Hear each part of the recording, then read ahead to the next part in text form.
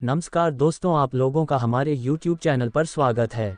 आपने आज तक आगरा के ताजमहल के बारे में तो सुना ही होगा, जिसे दुनिया के 7 अजूबों में गिना जाता है, लेकिन कभी आगरा के किले के बारे में सुना है? जी हाँ, आगरा का किला एक ऐसी संरचना है जो पर्यटकों को ताजमहल के बाद सबसे ज़्यादा आकर्षित करती है। अगर आप आगरा जा रहे हैं और इस किले को देखने का मन बना रहे हैं, तो पहले जान लें कि आखिर इसे क्यों सम्राट ने इसका निर्माण किया था। इसका नींव अकबर ने रखी थी, बाद में उनके पोते शाहजहां ने किला का कार्य पूरा कर किले ने वर्तमान स्थिति को पाया। इस किले का एक अर्धवृत्ताकार नक्शा है, जिसकी सीधी ओर यमुना नदी के समानांतर है। आगरा का किला 3 किलोमीटर के दायरे में फैला है और किले की सुरक्षा के लिए चारों ओर 70 फीट ऊंची दीवार और दूसरी परकोटा 40 फीट बनाई गई है और बीच में सुरक्षा खाई भी बनवाई गई है, जो किले के चारों तरफ से घिरा हुआ है, जिसमें मगरमच्छ पाले जाते थे ताकि दुश्मन आसानी से अंदर ना जा सके।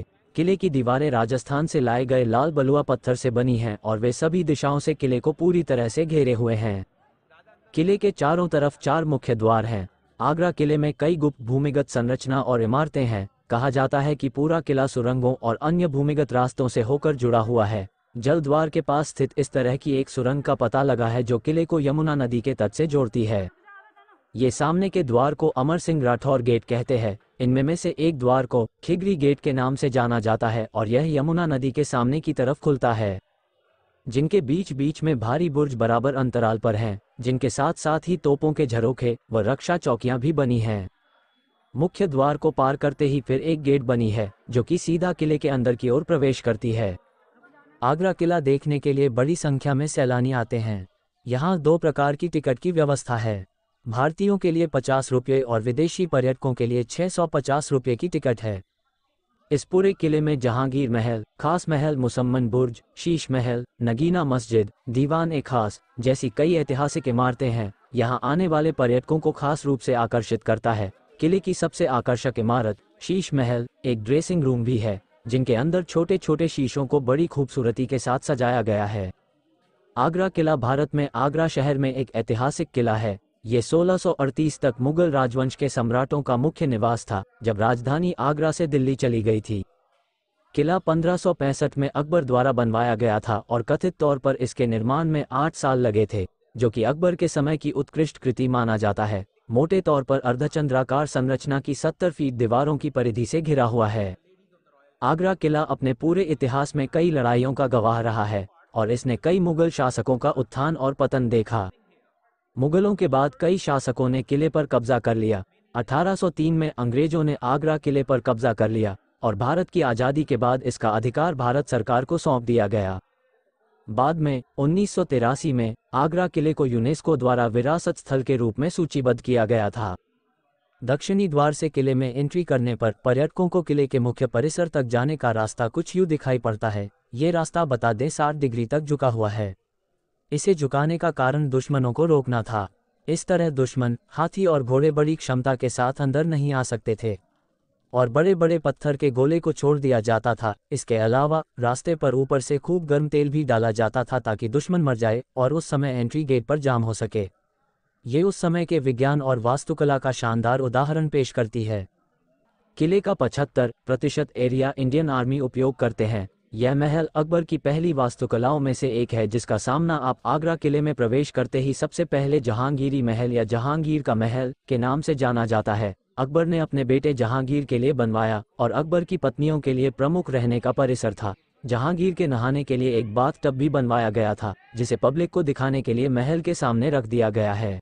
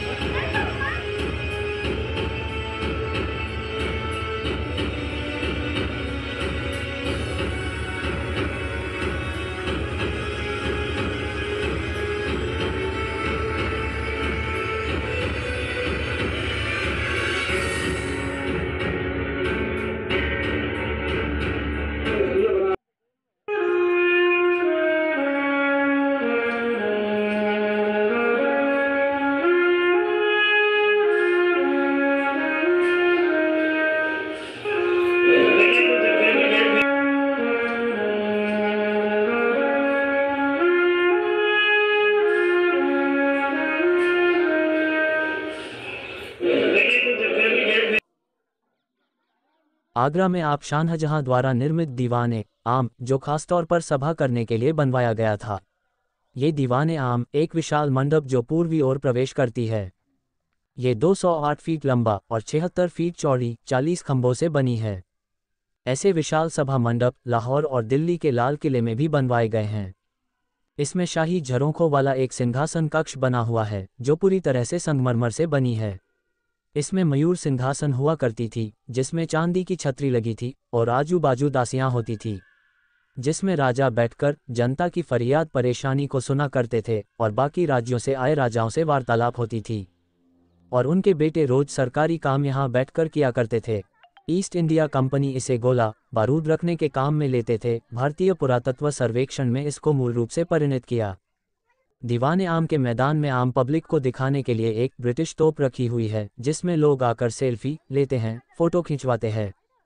इसके बाद आप ये देख सकते हैं, ये हवेली रतन सिंह की हवेली है जो इंडियन आर्मी के अंडर में है। यहाँ पर शाम का नज़ारा देखते ही बनता है, लाइट जब जलती है तो महल खिल उठता है। आइए हम आपको मीना बाजार, मोती मस्जिद और खिगरी दरवाज़ा दिखाते हैं। इसी मैदान में एक कुआं भी है जिसे दीवाने आम बावली है। इसमें आप देखेंगे कि अंदर में सुरंग वाली रास्ता भी है जो किले के चारों तरफ फैली हुई है।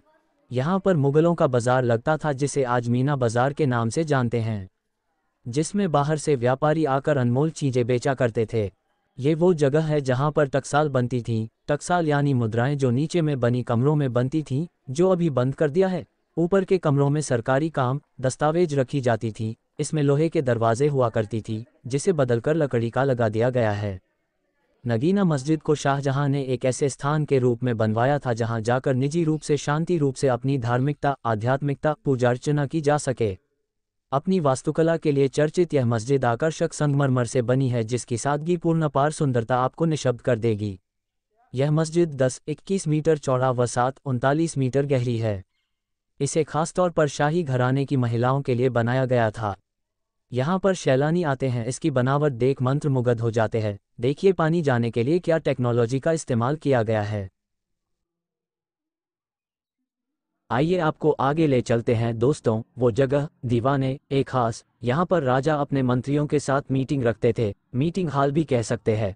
और ये काला कलर का सिंहासन जहांगीर का है और पीछे में सफ़ेद संगमरमर से बनी सिंहासन शाहजहां का है जिसमें बैठकर ताजमहल का दीदार करते थे।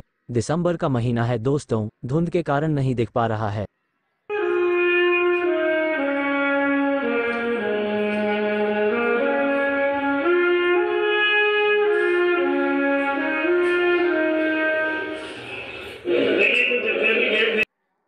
आगरा किले के परिसर में बना अंगूरी बाग भी इस भव्य किले की शोभा बढ़ाता है। ये करीब 85 वर्ग मीटर के क्षेत्रफल में फैला हुआ है जहां पर अंगूर के बगीचे हुआ करती थी और ऊपर के कमरों में किन्ना समाज के लोग रहा करती थी। ये डोली आकार में बनी शाहजहां की बेटी जहां आरा की है, जबकि उनकी डोली उठी ही नहीं। आइए जानते हैं खास महल की खास बात, जिसके सामने में लगी फव्वारे 1300 ईस्वी से चालू है। बिना बिजली, बिना इंजन से चलने वाली फाउंटेन।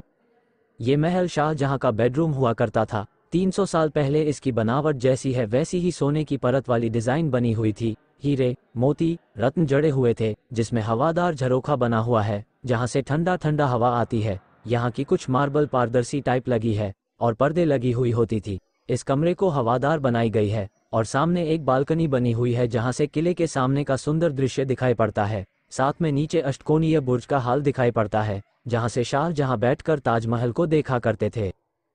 आइए चलते हैं रंगमहल की ओर, जिसे राजाओं का सांस्कृतिक भवन कहते हैं। यहाँ पर मनोरंजन, नाच गाना हुआ करता था। बादशाह ऊपर में बैठा करते थे, रानियां नीचे में बनी छोटे छोटे झरोखों से देखा करती थी। नीचे में डाइनिंग हॉल बना हुआ है। रंगमहल लाल रंग से चित्रित पुष्प, पशु, पक्षी और ज्यामितीय डिजाइनों के साथ खूबसूरती से चित्रित फूलदानों के लिए प्रसिद्ध है। अगर आप हमारे चैनल में नए हैं तो सब्सक्राइब जरूर करें, लाइक करें, शेयर करें। इससे हमें मोटिव मिलता है कि आप हमारे बनाए गए वीडियो एवं जानकारी से संतुष्ट हैं। धन्यवाद।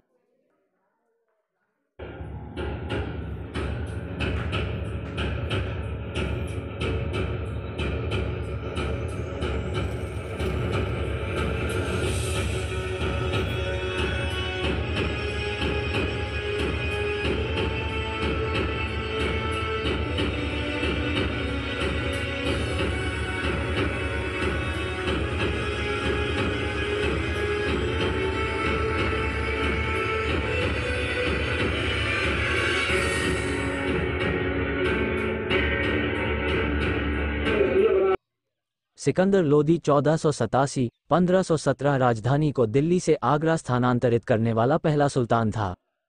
वो इब्राहिम लोदी द्वारा सफल हुआ और किला उसके शाही मामलों का स्थान बन गया।